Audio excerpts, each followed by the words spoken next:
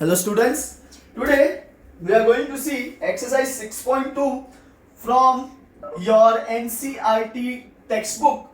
Okay, first sum which says that in figure 6.28 find the values of x and y and show that AB is parallel to CD. First of all, see the diagram. It is given that you need to find the value of x and you need to find the value of y. A, B, C, D,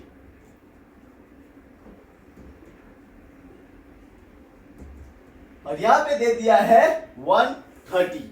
Okay, now you need to prove that AB is parallel to CD and you need to find x and y as well. So first of all, how will I find x and y? So I will give this point name as S and this as N. Okay, now pay attention. As you can see, यहाँ पे भी एक point दे देते हैं E और यहाँ पे एक point दे देते हैं F. Then you can see that as EF is a straight line, EF is a straight line. Okay, then angle ASE and angle ASN, ये वाला angle, okay, ASE and ASN makes a linear pair of angle. Makes a linear pair of angle. That means angle ASE plus angle ASN is equals to 180 degree because axiom 6.1.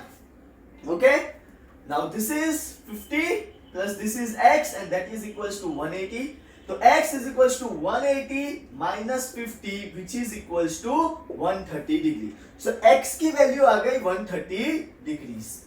Okay, now you need to find y as well. Now as you can see, angle C and F and angle D and S are vertically opposite angles, right? So I will write angle C and F is equals to angle D and S. Why?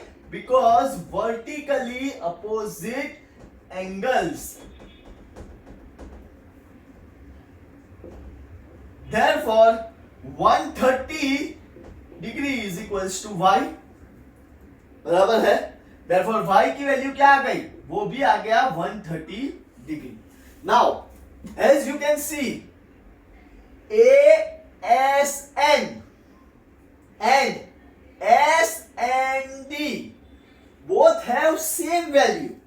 Both have same value. ASN and S and D both have same values. That is ASN is equals to SND.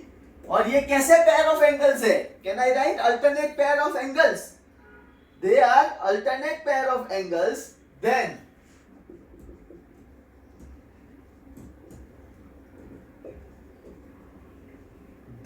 according to theorem 6.3, if alternate pair of angles are equal, then two lines are parallel. That means AB is parallel to CD, hence proved. Moving forward towards your sum number second, which says that in figure 6.29, AB is parallel to CD and CD is parallel to EF and Y is to Z का ratio is given 3:7. Find X. Now, यहाँ पे अगर याद हो तो तीन line दी है और अभी हम लोगों ने थियरम 6.6 बहुत अच्छे से सबको याद रह ही गया होगा, सिखाया ही है, बराबर. So 3 lines are given. AB which is parallel to CD and CD which is parallel to EF. इसका मतलब क्या हो गया? Can I say AB is parallel to EF? वो तीन फ्रेंड्स का बताया ना अभी आप लोगों को. तीनों तीन अच्छी फ्रेंड्स है वैसा, ठीक है। चलो तो यहाँ पे दे दिया है आपको x, यहाँ पे दे दिया है आपको y और यहाँ पे आपको दे दिया है z। नाउ ध्यान से देखोगे, अगर आपको रेशियो दिया है y is to z is equals to 3:7 and you need to find what? X. As I said, AB is parallel to CD and CD is parallel to EF. Okay? Then according to theorem 6.6, AB is parallel to EF. Okay? According to theorem 6.6. Okay? Now AB is parallel to EF. That means, can I say this angle X and angle Z are equal because they are forming alternate pair of angles, right? Angle X and angle Z forms alternate pair of angles.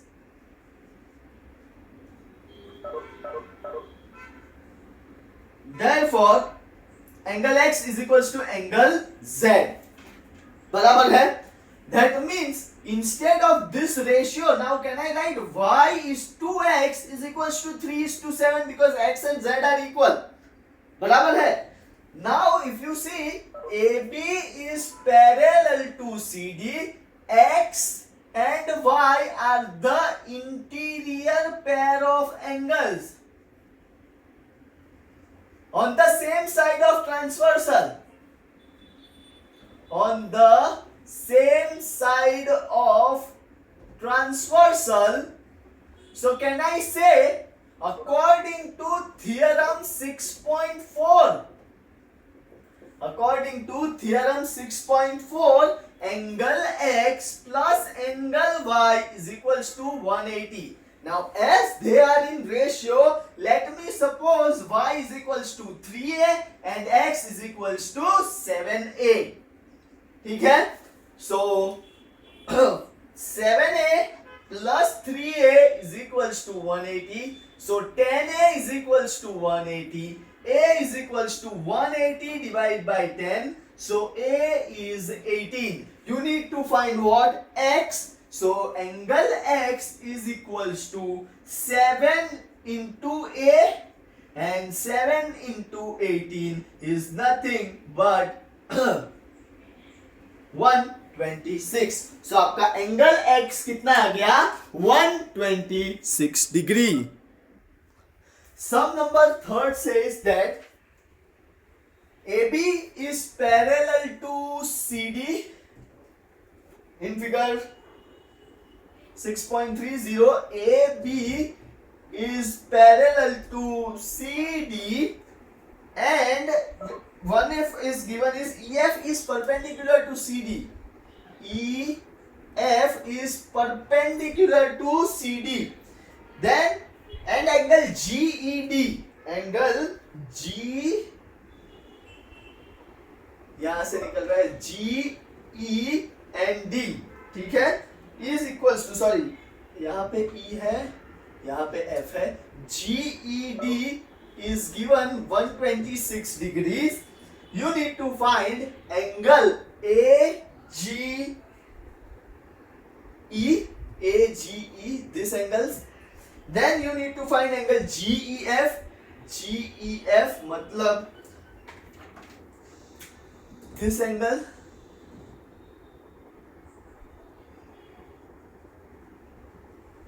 Okay. Then lastly you need to find FGE. FG and E मतलब this angle. ध्यान से देखना अभी. सबसे पहले as you can see AB is parallel to CD. बराबर है? So this GE will become your transversal. अगर मैं ऐसे इसको extend करूं तो जैसे ही GE उसका transversal होगा, ये Z बन रहा है, और जैसे ही ये Z बना तो ये हो गया alternate pair of angles. Okay, so can I write AB parallel to CD, angle AGE is equals to angle GED because they forms angles, pair of angles, ये अल्टरनेट पेयर ऑफ एंगल्स हुआ। That means AGE अपने को find करना है और GED जो है, GED which is given to us is 126 degree, मतलब ये आपको मिल गया 126 degree.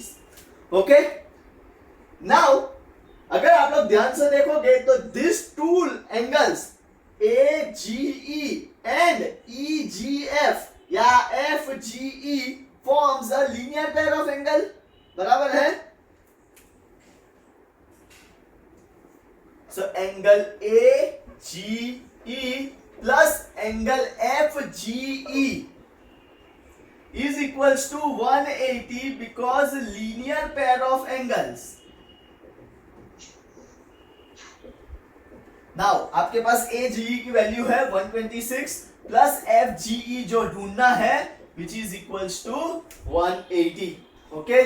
So angle FGE is equals to 180 और ये यहाँ पे चल जाएगा 126. So answer is 54 डिग्री, बराबर है। ये आ गया आप लोगों का 54 degree this angle. Okay,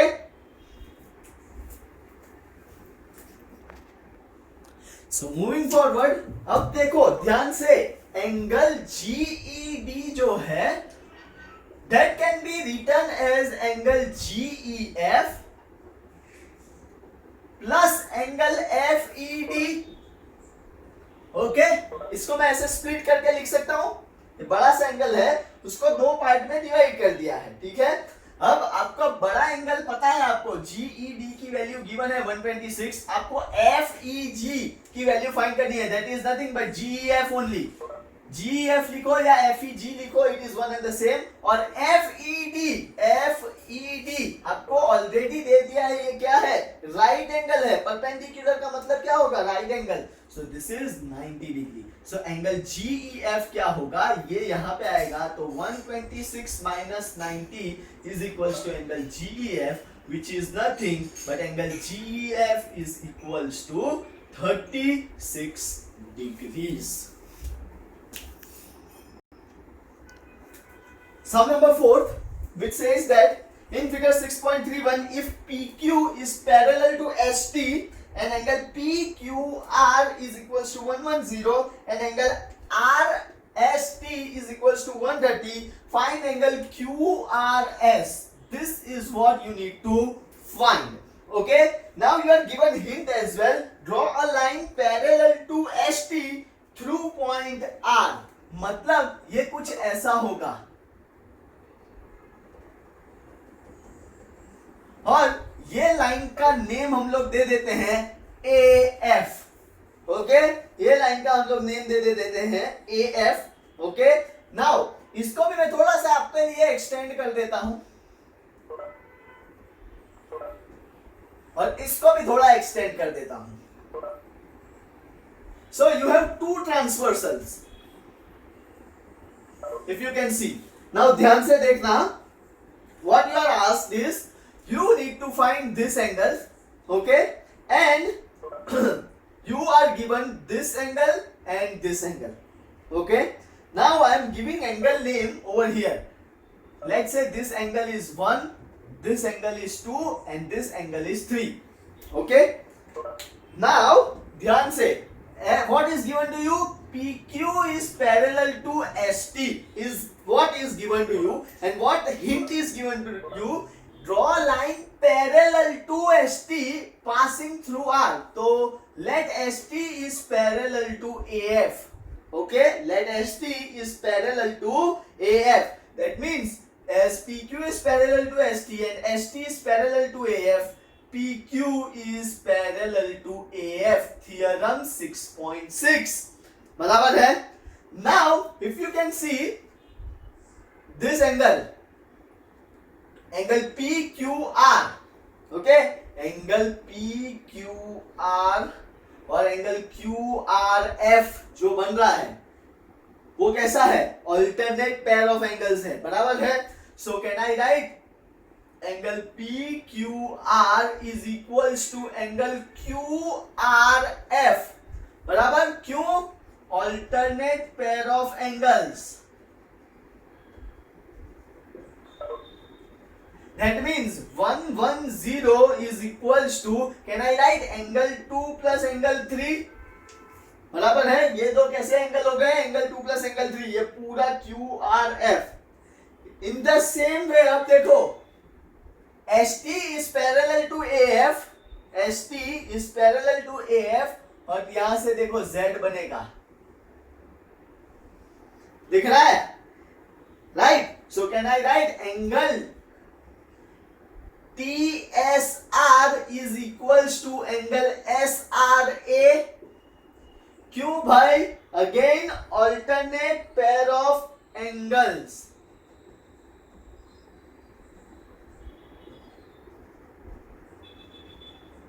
angle TSR कितना दे दिया है? 130 डिग्री, और SRA देखो एंगल 2 प्लस एंगल 1 है, बराबर, राइट?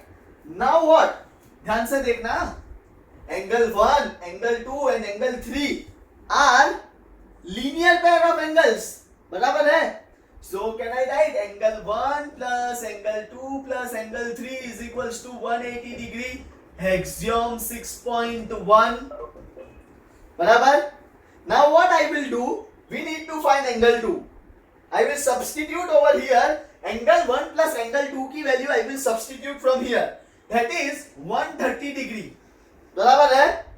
130 डिग्री है, वो यहाँ पे सब्स्टिट्यूट किया, plus angle 3 is equals to 180. That means angle 3 की वैल्यू क्या आएगी? 180 degree minus 130 degree, and angle 3 आपको मिल गया 50 डिग्री. ये तो हुआ एंगल 3. अब यहाँ पे वैल्यू देखो, एंगल 2 और एंगल 3 की वैल्यू क्या है? Angle 2 plus angle 3 is equals to 110, sorry, हाँ 110. तो एंगल 2 क्या आएगा आपका? Angle 2 plus 50 degree is equals to 150, sorry 50. So 110 minus 50 and that is equals to 60 degree. So angle 2 की वैल्यू आ गई आप लोगों की 60 degree. Understood each and every student? Some number 5th which is very easy, ध्यान से देखो. In figure 6.3, if AB is parallel to CD, AB is parallel to CD, then angle APQ, angle APQ is equals to 50 degree, and angle PRD, angle PRD is equals to 127 degree. Find the value of X and Y. Now, pay attention each and every student. As you can see, AB is parallel to CD. Then can I say APQ and PQR are alternate pair of angles? दिख रहा है? इसको थोड़ा extend कर दो ऐसे.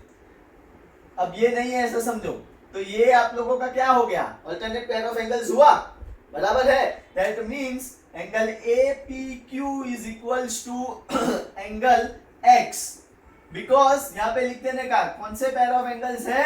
Alternate pair of angles. Okay, then APQ की value क्या है? 50, that is equals to angle X. Therefore X की वैल्यू आप लोगों को मिल गई 50 डिग्रीज, बराबर? नाउ अगर ध्यान से देखोगे, ये भी अल्टरनेट पेयर ऑफ एंगल्स है, दिख रहा है?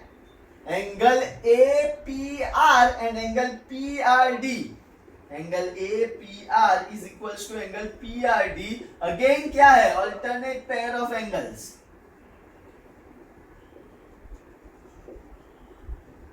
एंगल APR देखो 50 प्लस y है, और PRD अकेला कितना है? 127 डिग्री. तो y की वैल्यू मिल जाएगी, y is equals to 127 minus 50. तो 127 minus 50 is 77. That's your answer for x and y. Sixth sum, which says that PQ and RS are two mirrors placed parallel to each other an incident ray AB strikes the mirror PQ at B. The reflected ray moves the path BC and reflects back and strikes the mirror at RS and again reflects back along CD. Prove that AB is parallel to CD. चलो पहले तो ये देखो दो mirror place किए गए हैं. Mirrors आप लोग है ना नेक्स्ट ईयर साइंस में पढ़ोगे कि angle of incidence is equals to angle of reflection, ऐसा एक लॉ आएगा. ठीक है, तो यहां से देखो ये मिरर का नाम है PQ और ये मिरर का नाम है RS. ठीक है, फिर यहां से एक रे जा रहा है, ये AB, फिर ये C और यहां से ऐसा D. बराबर. आप लोगों को प्रूव क्या करना है? You need to prove that AB is parallel to CD. ठीक है, अब AB is parallel to CD prove करने के लिए first of all what we are going to do is let us take perpendiculars from B and C respectively. अब वो क्यों ले रहे हैं बताता हूं. यहां से हम लोग एक परपेंडिकुलर लेंगे BM और यहां से हम लोग एक परपेंडिकुलर लेंगे CN. तो ऐसा लिखना पड़ेगा, late BM perpendicular to PQ and let CN is perpendicular to RS.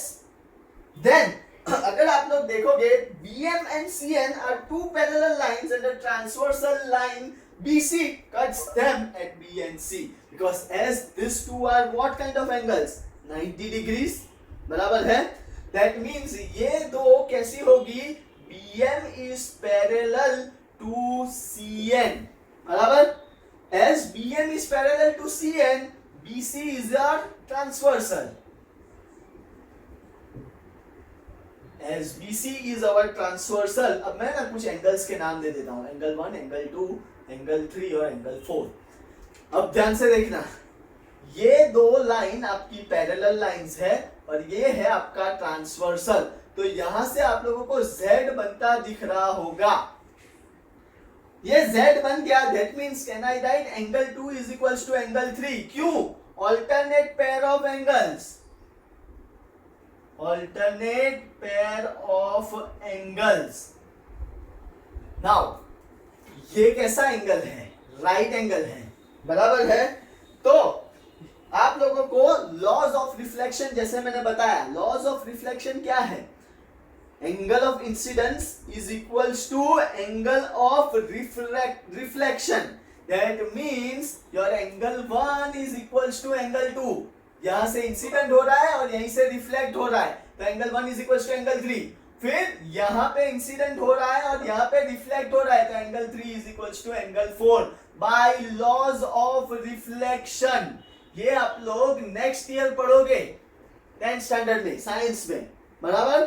So angle of incidence is equals to angle of reflection and angle of यहां पे भी incidence is equals to angle of reflection. That means अब देखो angle 2 और angle 3 तो equal ही है. Can I write? अब इन दोनों को मैं ऐड कर सकता हूं. Angle 1 plus angle 2 is equals to angle 3 plus angle 4 और इसको मैं पूरे को नाम दे दूंगा 5 और इसको मैं पूरे को नाम दे दूंगा 6. अब देखना, एंगल 1 प्लस एंगल 2 हो गया एंगल 5 और ये हो गया एंगल 6. ध्यान से देखो. ठीक है, ये क्या हुआ? ऑल्टरनेट पेयर ऑफ एंगल्स हुआ. बराबर है. Angle 5 is equals to angle 6. ये ऑल्टरनेट पेयर ऑफ एंगल्स है. As alternate pair of angles are equal according to theorem 6.3, if alternate pair of angles are equal, then two lines are parallel. So as angle phi is equals to angle 6, that is alternate pair of angles as alternate pair of angles are equal, then according to theorem 6.3, can I write two lines are parallel? That means AB is parallel to CD and hence proved. And that's the end of your exercise 6.2. Thank you very much.